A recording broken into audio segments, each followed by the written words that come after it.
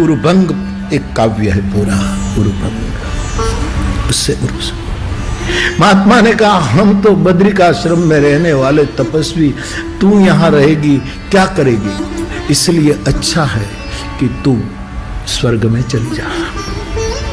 और ये ऋषि की जंगा से निकली हुई उर्वशी इंद्र की प्रिय अप्सरा हो गई। आप जानते तो सब अति विचित्र है, कैसे क्या होता है खबर नहीं। तो यहां कश्यप की वनिता ने 2 अंडे को जन्म दिया। मैं सूर्य सारथी अरुण की बात कहना चाहता हूं, और जिस समाज की मैं कथा कह रहा हूं, जिस समाज का मैं गायन कर रहा हूं, मेरे तुलसी के आधार पर इस समाज का परिचय मुझे मेरा पक्का हो और आपको भी थोड़ा कुछ विशेष परिचय मिले। ये समाज बहुत महत्व का समाज है। मेरे पास आज एक माहिती है, मैं स्वागत करता हूं इस माहिती का कि बापू हमारे पास ऐसी माहिती है कि 5 कैलाश है हमारे यहां। उत्तराखंड में 3 कैलाश, हिमाचल प्रदेश में तिब्बत में 1 कैलाश और एक हिमाचल प्रदेश में कैलाश, 5 कैलाश।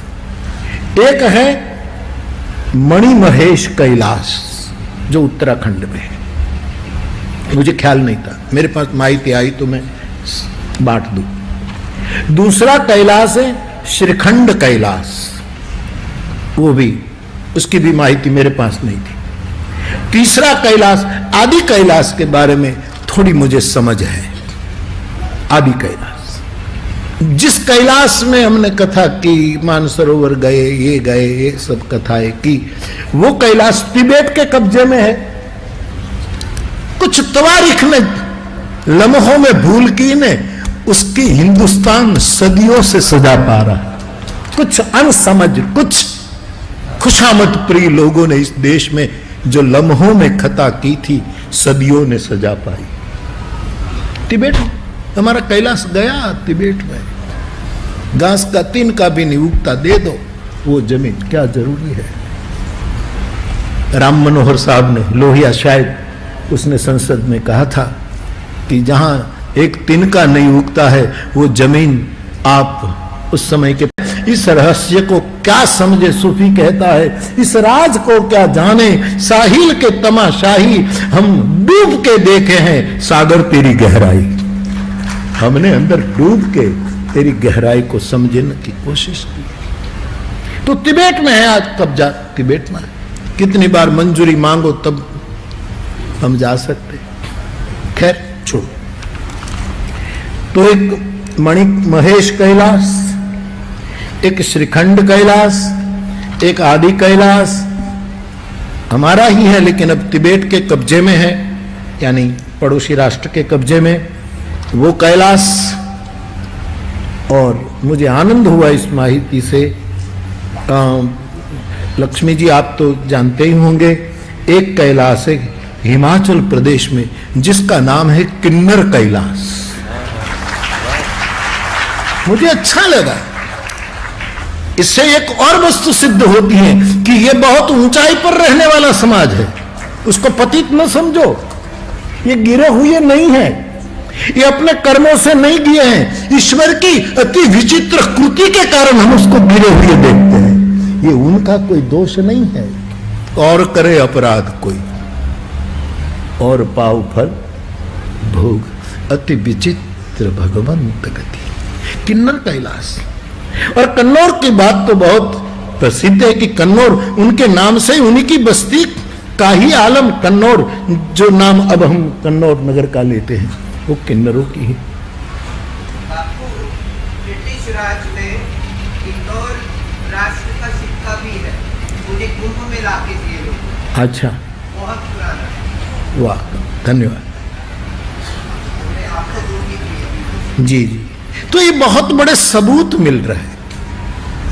रामचरितमानस में तो आपके समाज को तुलसी ने कहा सुकृति, आप बहुत पुण्यशाली समाज है। मैं नहीं कहता, मेरा गोस्वामी जी कहता है, सिद्ध तपोधन जोगी जन किन्नर मुनि वृंद बसही तहां सुकृति सकल।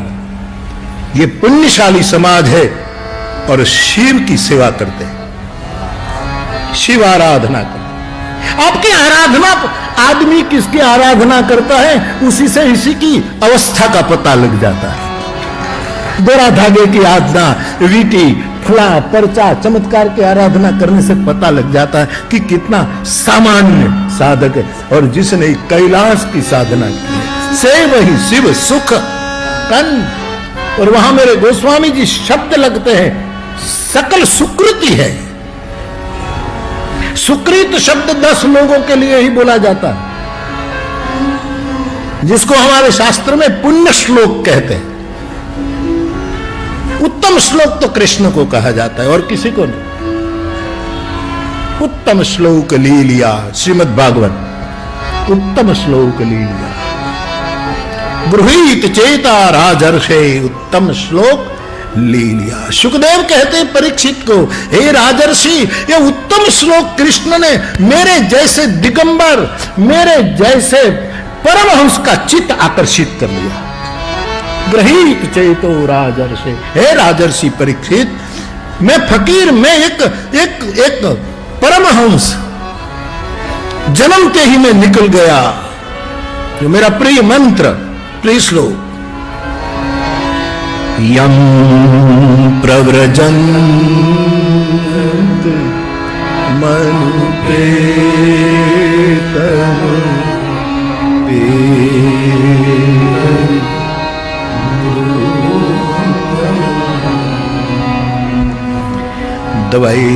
द्वैपायन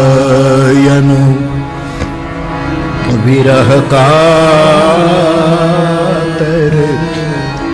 आजुसा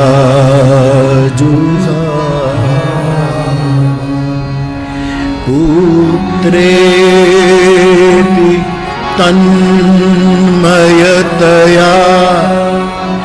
तरवो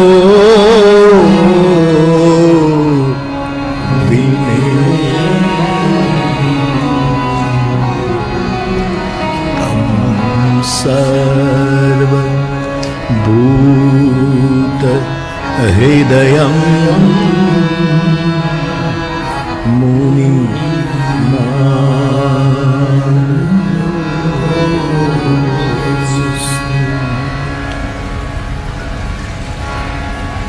सुखदेव कहते हैं, हे परीक्षित, हे राजर्षि, मैं कहीं एक जगह गाय के दोहन के समय, गाय दोहने का समय जितना चरवाहा गोपाल लेता है, कोई भी गाय को दोहने में जितना समय 10 मिनट 5 मिनट जो, इतना ही समय में किसी के पास खड़ा रहता हूं। मैं परम परिव्राजक हूं। चरे वैती मेरा स्वभाव है। मैं 7 दिन बैठ गया गंगा के तट पर तेरे पास। मैं कहीं बैठने वाला आदमी नहीं हूं। बाबा, मेरे पर आपकी करुणा कृपा है, फिर भी रात तो बताओ, ये तू भी कारण नहीं है। कारण है उत्तम श्लोक लीला। कृष्ण जो उत्तम श्लोक है, उसकी लीला ने मुझे वश कर लिया, मुझे बांध लिया, मुझे पकड़ रखा। उत्तम श्लोक केवल परमात्मा को कहा जाता है। पुण्य श्लोक 10 लोगों को कहा जाता है। अच्छा राजा हो, प्रजा की पूरी देखभाल करता हो, रजोगुण चारों ओर घूमता हो, लेकिन अंदर से तपस्वीपना बरकरार हो, ऐसे राजाओं को हमारे ग्रंथों ने पुण्य श्लोक कहा है। वो सुकृति है, ये पुण्यशाली। आप जीवन में, हमारे लिए उपयोगी प्रवीण, आप जीवन में ज्यादा मौन रखने का आपका स्वभाव हो तो आप सुकृति है। सुकृति का अर्थ केवल दान देना, दान देने वाला सुकृति है ही, एक स्थान उसका भी है, यस। लेकिन आप मौन रहते हैं, भला बुरा सबका सुन लीजिए, द्वेष मुक्त चित्त से कोई कुछ भी कहे फिर भी आप मुस्कुरा देते हैं, तो आप सुकृति है, आप पुण्य श्लोक है। आपको हरि नाम में रुचि है, महिला निरंतर परमात्मा के नाम से जुड़ा रहता है, ऐसा भजनानंदी पुरुष पुण्य श्लोक है, सुकृति है। और मुझे बहुत अच्छा लगता है, जो एकाग्र को होकर अच्छा गाता है वो पुण्य श्लोक है। जो गाता है, लोकगीत क्यों न गाए, दोहा क्यों न गाए, कुछ कुछ भी जो गाता है लेकिन इन्वॉल्व होकर गाता है, ये पुण्य श्लोक है। जितने गा रहे हैं ये सब पुण्य सुकृति लोग हैं। किन्नर तो उनके आचार्य माने जाएंगे, साहब ये तो गायकों के वो है। जहां देखो गाने में वो कूद पड़ते हैं किन्नर समाज। नर्तन वादन में अपने आप को भूल जाएं, उसको भी पुण्य श्लोक माना गया। उस दिन महामंडलेश्वर जो अचानक खड़ी होकर नर्तन करने लगी वहां, उसी समय उसका नजारा जिसने देखा होगा कहना ही पड़े कि ये सुकृति है। और सुकृति जो है उसको स्वीकृति न दो तो तुम जीवन में अपराध कर रहे हो। जो सुकृति है, जो पुण्यमय है, उसका स्वीकार होना ही चाहिए। ये कोई मुरारी बापू नई बात नहीं कर रहा है। देर हो गई उसके पश्चाताप करो, बाकी कोई नई बात नहीं। ये होना चाहिए, जब होना चाहिए था हुआ। मुझे लोग पूछते हैं क्या इससे बहुत बड़ा फायदा, मैंने कहा फायदे की हम सोचते ही नहीं, फल की तुम सोचो। हमको रस आ रहा है, फल मिले न मिले मारो गोली, रस आ रहा है। मैसेज तो जाएगा यार, और उसका कोई गौरव भी नहीं लेना है। जिस क्षण ये होना था हो रहा है, उसका हमें आनंद है। इस समाज के चेहरे पर कितनी मुस्कुराहट है साहब। गाने वाले समाज को यदि तुम मुस्कुराहट न दे सको तो तुमने क्या दिया? उसको मुस्कान दो, उसको मुस्कुराहट दो। ये सुकृति है। अपनी आय का कुछ हिस्सा दूसरों को प्रसन्न चित्त से देना सीख जाए, उसको सुकृति कहा है। ये पुण्यमय है, ये पुण्यशाली। दूसरे को, भूखे को प्रेम से ईश्वर समझकर भोजन कराना पुण्य श्लोक का परिचय है। ये पुण्य श्लोक बना है। तो कई ऐसे सूत्र हैं जो पुण्य श्लोक शब्द से लागू होते हैं। मेरे भाई बहन, ये सुकृति समाज है, पुण्यमयी समाज है, पुण्यवान समाज है। लेकिन परमात्मा की कृति अति विचित्र है, अति विचित्र है। वहां उसके सामने, क्योंकि अव्यवस्था का नाम परमात्मा है। भूल कोई करे, भोग कोई बोले। भूल आश्रित करे, भोग बुद्ध पुरुष बने। ये सब नियमों के बाहर हो जाता है। सब कश्यप पत्नी वनिता ने 2 अंडे दिए, विचित्र कृति।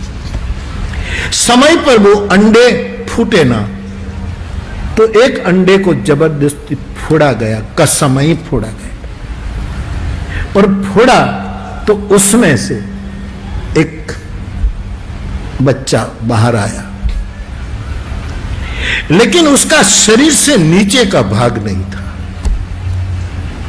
अथवा तो ये पैर विकलांग था, अथवा तो उसकी मैं चर्चा में न जाऊं प्लीज। ये अति विचित्र कृति है। इसलिए आप जानते हैं सूर्य के सारथी को पंगु कहते हैं। ये विकलांग है, पंगु है। मेरे गोस्वामी जी उसका संदर्भ मानस के आरंभ में ही देते हैं। मूक हो ही बाचाल, पंगु चढ़े गिरि बरगहन। ये सूर्य की, ये पंगु कहां चढ़ गया? आसमां में, सूरज का सारथी बन गया। ये सूर्य वंदना का सोरठा है। मूक हो ही बाचाल, पंगु चढ़े गिरिबर गहन, जासु कृपा सुदयाल, द्रव सकल कलिमल दहन। तो कटिभाग के नीचे से अंग नहीं है, विचित्र है, पैर बैर कुछ सब विकलांग है, अति विचित्र कृति है। एक बार मांडव्य ऋषि बैठा, क्योंकि ये अरुण एक ऐसा सारथी है सूर्य का कि वो कभी छुट्टी नहीं ले सकता, वैकेशन नहीं ले सकता, उसको संडे नहीं होता। जो सन का सारथी हो उसको संडे नहीं होता, हो सकता।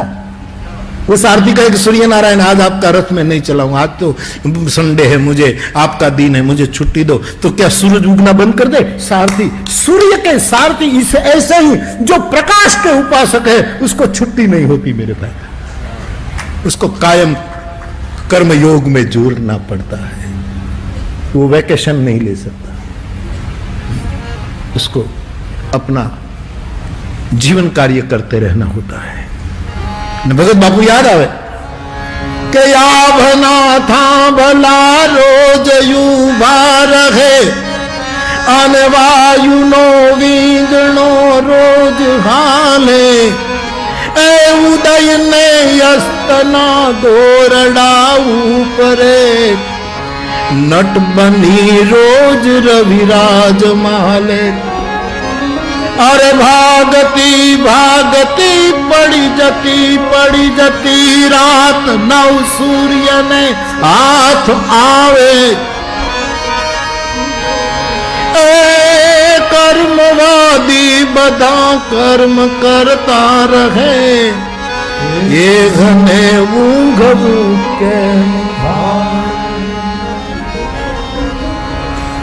बिचारी भागती भागती सूरज ने पकड़वा रात दौड़े पण प्रीतनी गली आपड़ो दादल कहे सूरज पाछळ रात पड़ी गई जोई लो प्रीतनी गली हाय बिचारी सूरज पाछळ रात पड़ी गई अने घोड़ला वाळो घड़ी आ घोड़ला वाळो त्यारे रीस हैया ने हाट चढ़ी गई असूरज प्रीतनी गली हाय बिचारी अन सूरज पाछळ रात तो सूर्य के सारथी को छुट्टी नहीं होती, वो वैकेशन नहीं ले सकता। मुझे कोई राजनीतिक पार्टियों से कोई लेना देना नहीं, कोई राजनेताओं से लेना देना नहीं। मेरी व्यासपीठ बिल्कुल असंग है, प्रमाणिक डिस्टेंस लिए हुए। लेकिन कुछ बातों की तो बात मार्क करना पड़े कि अब का जो हमारा प्रधानमंत्री उसने अभी तक वैकेशन नहीं लिया। जो सत्य है उसको तो कबूल करना है, मुझे अच्छा लगता है। इसलिए मेरे सामने देखो मुरारी बापू ने कभी वेकेशन नहीं किया અને હમણાં તો ઉપાડો જ લીધો છે। એક કથાન વળી બીજી કથાન ત્રીજી કથાન જાણે આમ આમ હું કરવું છે એ જ કઈ ખબર પડતી નથી। मुझे कई लोग कहते बापू वैकेशन लो, यहाँ घूमने आओ, और आप सबकी दुआ से मैं जहां चाहूं, चांद पर जाना चाहूं तो मुझे ले जाए, ऐसे मेरी व्यासपीठ का आशीष है। लेकिन नहीं, मैं अपना काम किए जा रहा हूं। प्रकाश के उपासक हो, मैं तो सूर्यवंश का उपासक हूं। मेरा राम सूर्यवंशी है और उसी की रोटी खाता हूं। हम कैसे छुट्टियां ले सकते हैं? बीच में 2-4 दिन मिलते तो उद्घाटन होते हैं, भूमि पूजन है, पुस्तकों का लोकार्पण होता है। काई न हो तो मुंह भू करूं।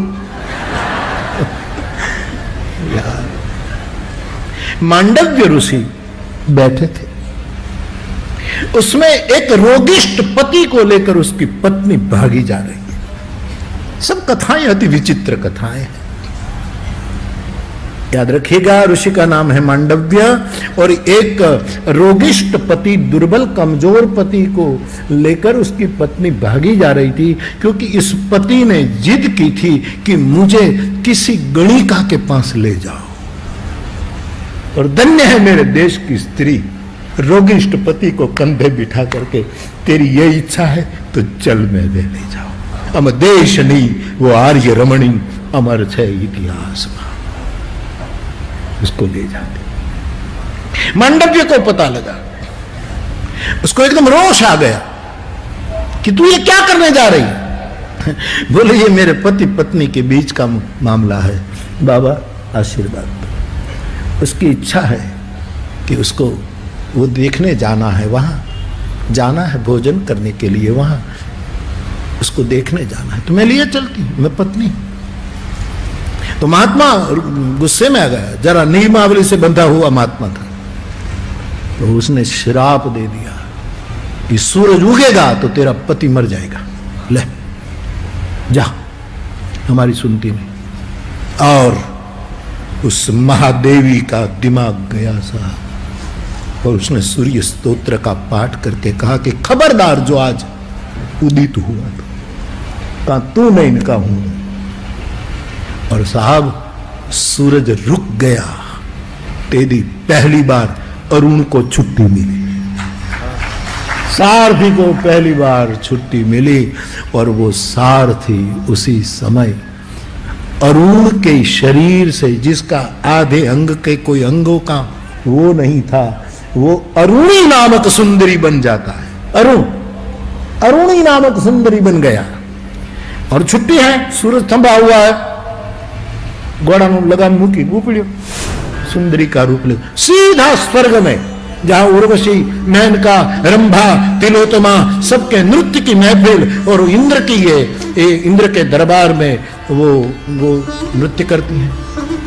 वहां अरुणी बनकर ये जाता है, उसको प्रवेश मिला, बहुत सुंदर स्त्री बनकर गया, वहां हो जाता है। नमस्कार, मैं हूं मानक गुप्ता।